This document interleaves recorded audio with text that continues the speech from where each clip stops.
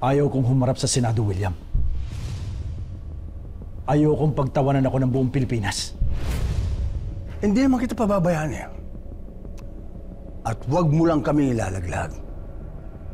Pipiliin ko lahat ang sasagutin mo sa hearing. Babaligtarin natin ang anak mo.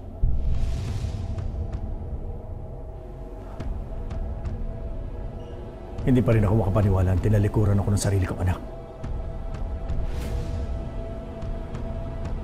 Hindi ko matatanggap ang ginawa sa akin ni Paeng.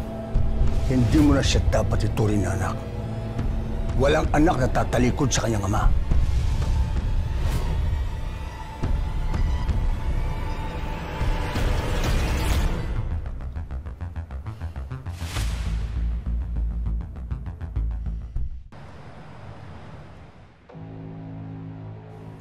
Hindi nagawang pigilan ni Policarpio magsalita ang anak niya.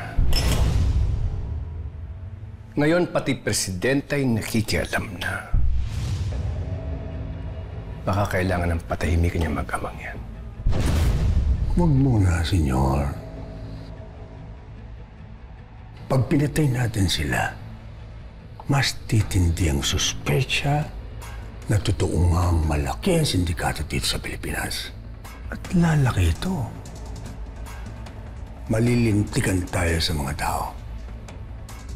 At may ipit ako sa Senado pag nagkataon. At anong gagawin natin? Sasabog to sa ating lahat. Matagal din ako naglingkod sa kapulisan bago ako naging senador. Talagay ko, magagawa natin ang paraan ito. Pasusundan ko yung si Paeng.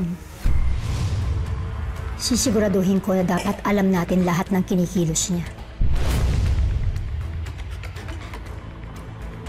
Basta siguruhin niyo lang na hindi babaliktad si General Policarpio.